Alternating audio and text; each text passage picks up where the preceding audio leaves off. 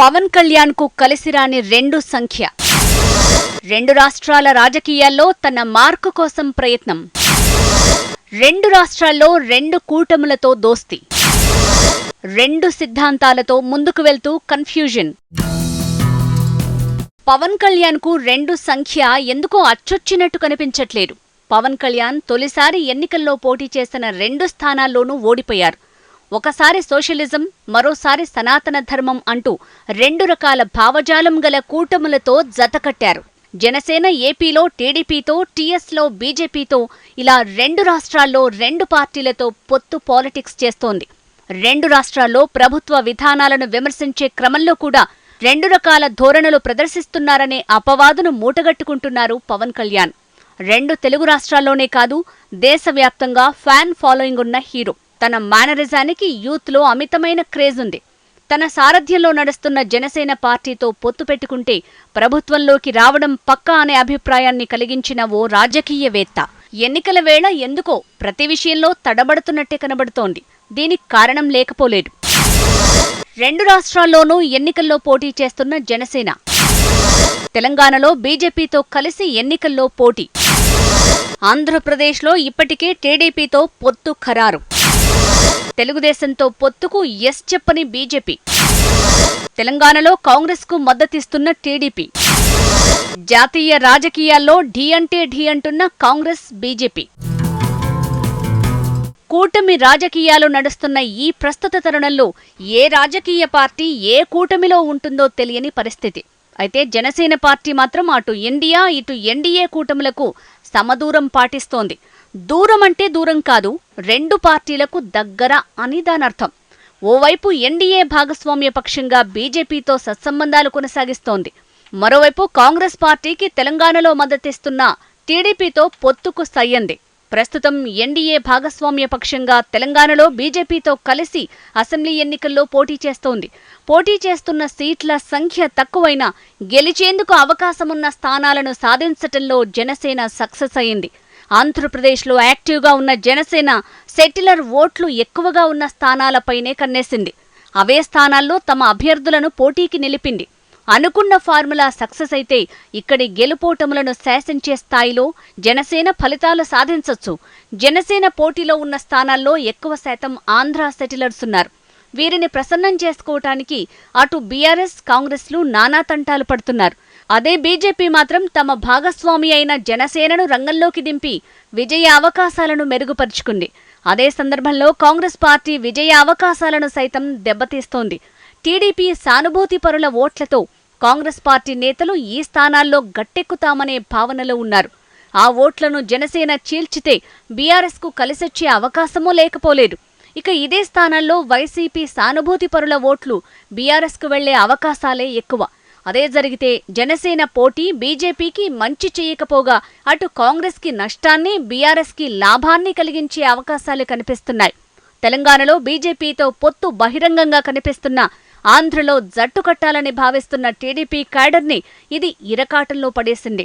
అంతర్గతంగా కాంగ్రెస్కి మద్దతిస్తున్న TDP cadre బీజేపీని విమర్శించే క్రమంలో జనసేనను ఇండైరెక్టుగా ప్రస్తావించాల్సి వస్తుంది. అలాంటప్పుడు జనసేనాని ఈ విమర్శకు స్పందించి ప్రతి విమర్శ చేయాల్సిన పరిస్థితి వస్తే పవన్ కళ్యాణ్కు మరింత ఇబ్బంది. ఇలాంటి పరిస్థితుల్లో మౌనం వహిస్తే ఓ సమస్య, చేయకపోతే మరో సమస్య. రెండు రకాల సిద్ధాంతాలతో జనసేనాని సహవాసం.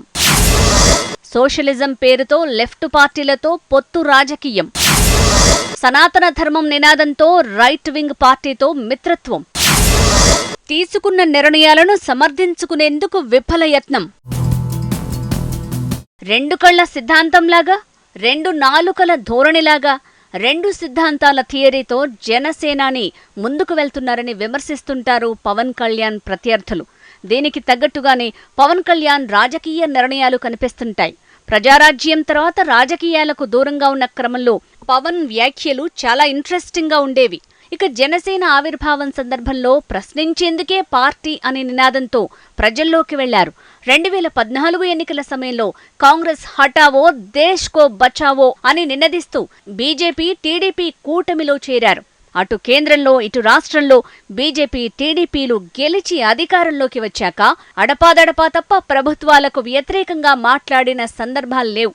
ఆ ప్రభుత్వాలు సమస్యల్లో ఉన్నప్పుడు తను ప్రశ్నిస్తే వచ్చే సమాధానాన్ని ప్రజలకు వివరించటం ద్వారా ఆ ప్రభుత్వాలకే మేలు చేశారనే విమర్శలున్నాయి. ఇక 2019 ఎన్నికల సమయానికి తన నినాదం మారింది. తను నమ్మిన వాళ్లే మోసం చేశారని అన్నారు. కాంగ్రెస్కు తోడు బీజేపీకో భీ హటావో దేశ్కో బచావో అనే కొత్త పంచ్ లైన్ ని తీసుకున్నారు. పాత మిత్రుడు టీడీపీని సైతం అవినీతి పార్టీగా చెప్పుకొచ్చారు. చంద్రబాబుని ఓ అవినీతిపరుడిగా, లోకేష్ ని ఓ అసమర్థుడిగా ప్రజల్లోకి తీసుకువెళ్లే ప్రయత్నం చేశారు. ప్రభుత్వ వ్యతిరేకత వైసీపీ వైపు వెళ్లకుండా తమకు మేలు జరుగుతుందని, తద్వారా తానే ముఖ్యమంత్రి కాబోతున్నానని అనేవారు. ఆ ఎన్నికల సమయంలో లెఫ్ట్ పార్టీలతో జట్టు కట్టారు. అప్పుడు బీజేపీని మతతత్వ పార్టీ అని అర్థం వచ్చేలా ప్రసంగించటంతో పాటు రాష్ట్రాన్ని విడదీసిన కాంగ్రెస్ కన్నా మోసం చేసి పాచిపోయిన లడ్డూలు ఇచ్చిన బీజేపీ కూడా అంతే పాపం చేసిందని విమర్శించారు. ఇక ఈ ఎన్నికల్లో ఘోర పరాజయం పొందిన తర్వాత మళ్లీ వెళ్లి ఎన్డీఏలో చేరిపోయారు. 2019 ఎన్నికల సమయంలో జనసేనతో పాటు టీడీపీ కూడా బీజేపీని విమర్శించింది. చంద్రబాబు ఓ అడుగు ముందుకు వెళ్లి ప్రధాని మోడీపై మాటల దాడి, అమిత్ షా కారుపై రాళ్ల దాడి చేయించారు. అప్పటి నుంచి టీడీపీ, బీజేపీ మధ్య సత్సంబంధాలు లేవు. 2024 ఎన్నికలు సమీపిస్తున్న వేళ ఇప్పుడు మరోసారి టీడీపీతో కలిసి పొత్తు రాజకీయాలకు తెరతీశారు పవన్ కళ్యాణ్. ఈ సందర్భంలో ఎన్డీఏ పక్షాల నుంచి గ్రీన్ సిగ్నల్ రాకపోయినా తన ప్రయాణాన్ని కొనసాగిస్తున్నారు. ఇలా రాజకీయ అవసరాలకు తగ్గట్టు పవన్ కళ్యాణ్ తన భావజాలాన్ని మార్చేస్తున్నారు. ఎప్పుడు ఏ కూటమితో జతకడితే ఆ సిద్ధాంతాలనే తన ఇజాలుగా చెప్పుకొస్తున్నారు. దీంతో ప్రజలతో పాటు కార్యకర్తల్లో కూడా తీవ్ర గందరగోళం ఏర్పడుతోంది.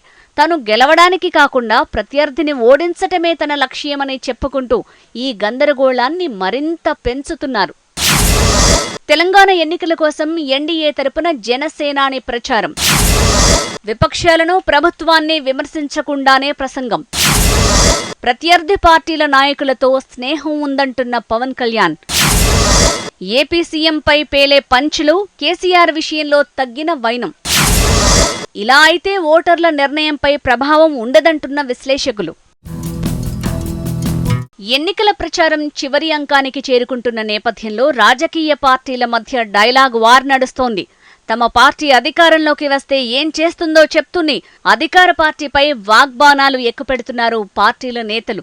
ఇక ఎన్డీఏ తరపున పవన్ కళ్యాణ్ ప్రచారం చేస్తారనే వార్తలు వినిపించిన వెంటనే పవన్ కళ్యాణ్ ఎలాంటి అస్త్రాలు బయటికి తీస్తారో అని తెలంగాణ ప్రజలు కొందరు ఎదురుచూశారు. కానీ ఇక్కడి ప్రసంగాలన్నీ చప్పగా సాగాయి.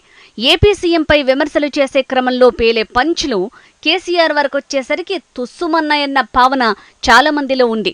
ప్రభుత్వ వైఫల్యాలను ఎత్తి చూపకుండా కేవలం బీజేపీ అధికారంలోకి వస్తే ఏం చేస్తుందో చెప్పేసి తన ప్రసంగాలను ముగించేస్తున్నారు.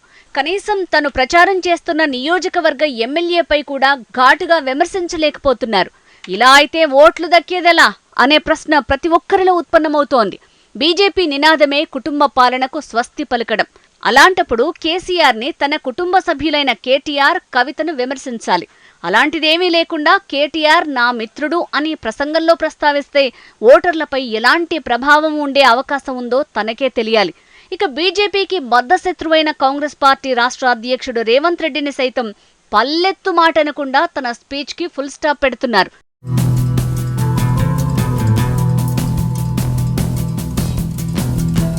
తన ప్రసంగాల్లోనూ ఓ నిర్దిష్టమైన అభిప్రాయం ఉండటం లేదు.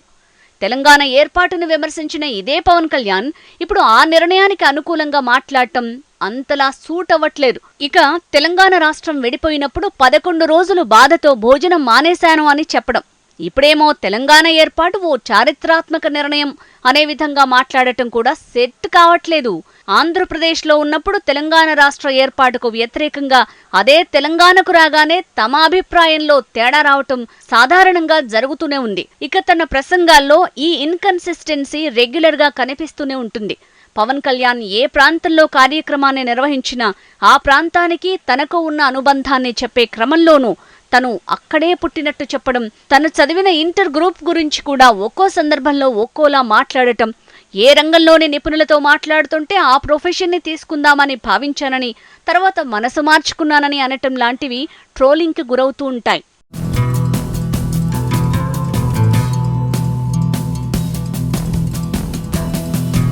ఇక రాజకీయాల్లోనూ తన ప్రసంగంలో ఇలాంటి ఓ గందరగోళమే కనిపిస్తూ ఉంటుంది.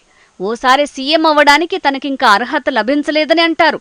గత ఎన్నికల్లో కనీస సీట్లు సంపాదించకుండా సీఎం సీటుని కోరుకోవటం తప్పని చెప్తారు. ఇంకో సందర్భంలో సీఎం అవ్వటానికి సన్నద్ధత తెలియజేస్తారు. పొత్తు రాజకీయాలకు తెరతీస్తూనే కూటమి పార్టీ అభిప్రాయంతో సంబంధం లేకుండా తనని సీఎం అభ్యర్థిగా ప్రకటించుకుంటారు. ప్రభుత్వ ఓటు చీలకూడదంటారు. టీడీపీ, బీజేపీ పొత్తుకు ప్రయత్నిస్తారు. అదే సందర్భంలో ఆంధ్రప్రదేశ్లో ఉన్న మిగిలిన పార్టీలను కలుపుకుపోవటమో లేదా ఈ ఎన్నికల్లో పోటీకి దూరంగా ఉండమని అభ్యర్థించటమో చెయ్యరు. కేంద్ర ప్రభుత్వం తీసుకుంటున్న నిర్ణయాలపై అధికార వైసీపీ పోరాటం చెయ్యట్లేదని విమర్శిస్తారు. మరి అదే బీజేపీ పార్టీతో పొత్తులో ఉన్నారు కదా. మీరు తమ ప్రధానితో మాట్లాడి కేంద్రం తీసుకుంటున్న నిర్ణయాలను రాష్ట్రానికి అనుకూలంగా మారుస్తారా అంటే అది చెయ్యరు.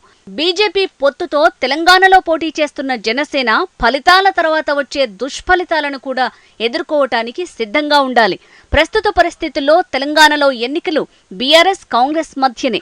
బీజేపీ డబుల్ డిజిట్కి రీచ్ అవటం కూడా కష్టమే అనేలా సర్వే ఫలితాలొస్తున్నాయి. అలాంటి సందర్భంలో జనసేన పార్టీ సీట్లు సాధించటంలో విఫలమైన, అనుకున్నంత ఓట్లు రాకపోయినా ఈ ప్రభావం ఆంధ్రప్రదేశ్లో జరిగే ఎన్నికలపై పడే అవకాశం కనిపిస్తోంది. 2019 ఆంధ్రప్రదేశ్ ఎన్నికల్లో ఒక ఎమ్మెల్యేతో సరిపెట్టుకున్న జనసేన తెలంగాణ ఎన్నికల్లో అలాంటి ఫలితాలకే పరిమితమైతే ఆంధ్రప్రదేశ్లో నిర్ణయాత్మక శక్తిగా చెప్పుకోవటం కష్టమవుతుంది. విమర్శించటానికి వైసీపీకి మరో అస్త్రాన్ని ఇచ్చినట్టవుతుంది.